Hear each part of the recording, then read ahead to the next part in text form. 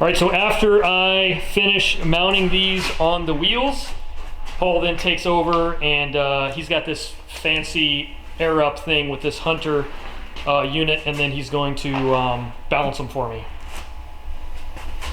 Well, there's nothing too complicated about this. A unique thing that Hunter's kind of done is that they have a little check valve in with the mounting machine's air circuit that actually uses bursts of air. It fills the tire a little bit slower than a normal shop air would, but you can hear these little bursts. And the idea behind that is that it's trying to shake and vibrate the tire into sealing just right. So for balancing purposes, here in my shop, we fill them all to 35 psi just for uniform balancing. And then after they go on the vehicle, some people air up or down compared after that themselves. So we start with 35.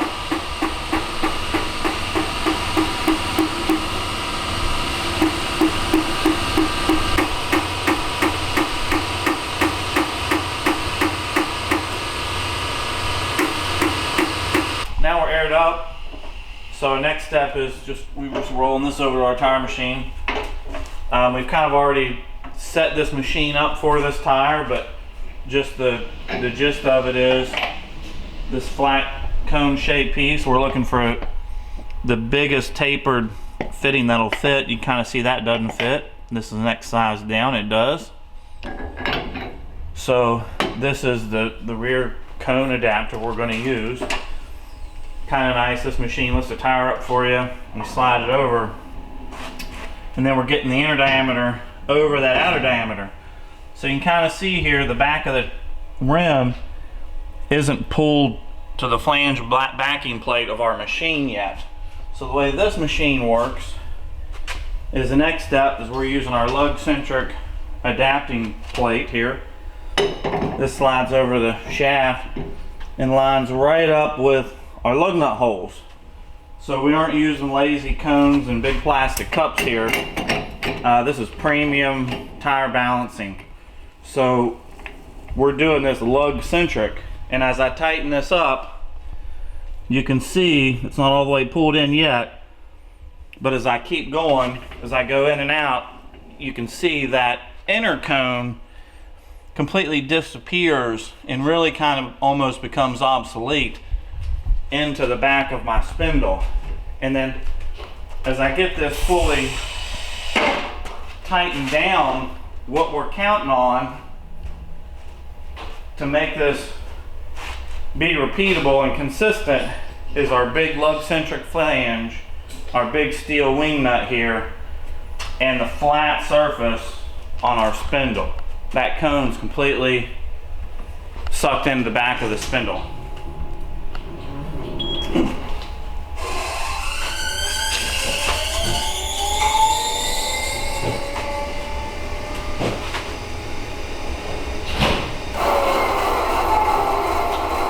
So we like to give this a few spins to warm it up. This machine's cold right now, it's just been sitting here. So I give this a few spins to make sure it's repeatable.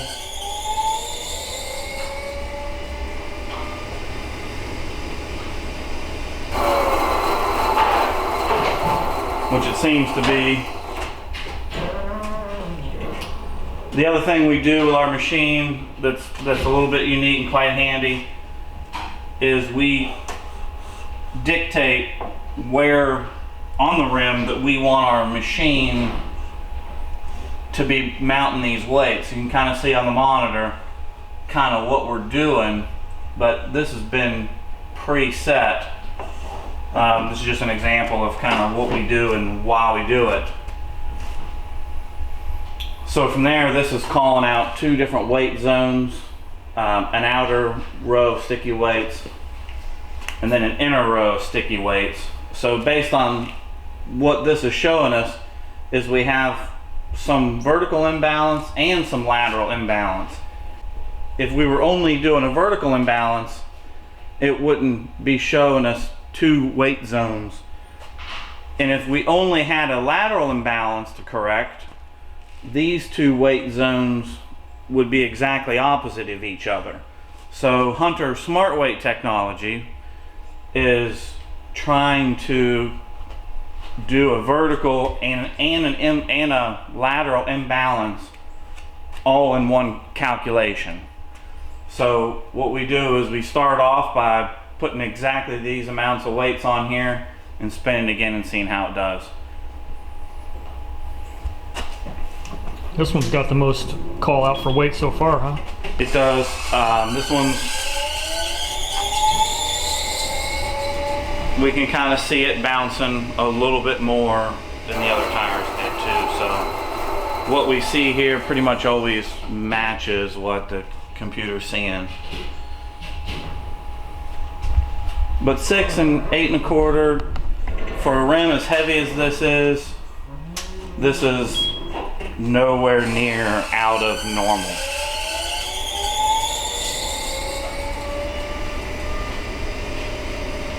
Just a little more than a beer.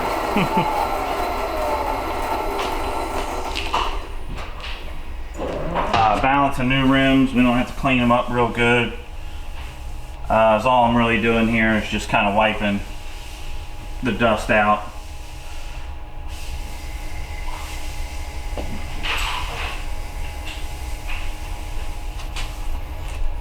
And you can see, you know, these are brand new. It looks clean. Looks clean, but apparently not. So that sort of thing, we're just looking to get off here so that the sticky weights are gonna hold well and not come off.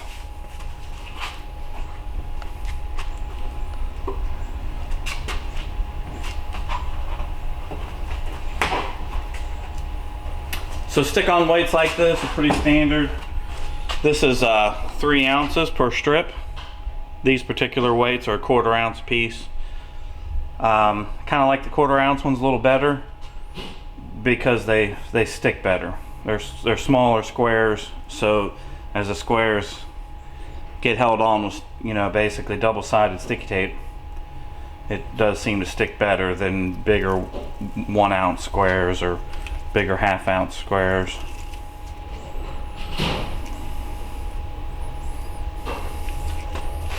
This machine makes the weight placement pretty easy for us. Hunter has this hammerhead, they call it, so it lines up with a little red beam exactly where we're trying to mount these. So this first row is calling for 6 ounces. So I'm just going to put 3 ounces on each side of that red beam. A lot of tire shops in the tire industry, when they see a 37-inch tire come in most cases they aren't even going to be willing to try to do a true lateral and vertical imbalance correction. They're going to probably try to do this in what a lot of people consider static mode. So they're just going to be totally ignoring this lateral imbalance. It takes more effort for them to do this. It takes more time. When we set this up for the first try, our first 6 and 8 1/4 ounces, this may dial this in just right, or it may be off a little bit. It may take some extra effort and a couple of tries to get this just right. So based on that and mounting inconsistencies and cones and all those sorts of things, a lot of shops won't agree to try to do a real dynamic balance on a 37-inch tire.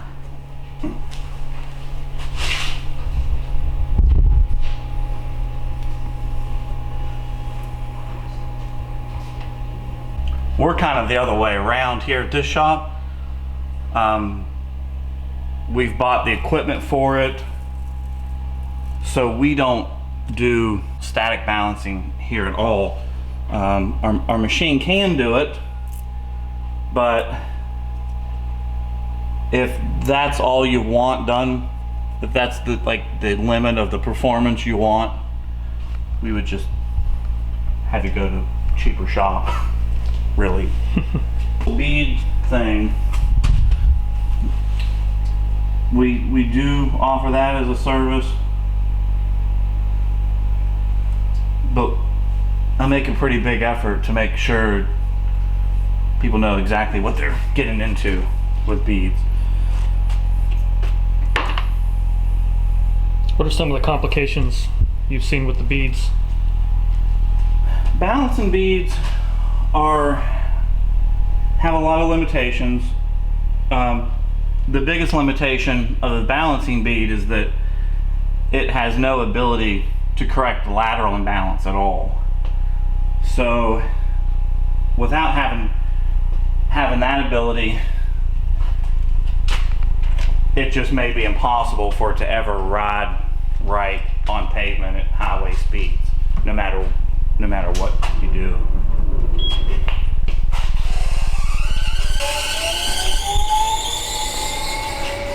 Big money, big money, big money, big money.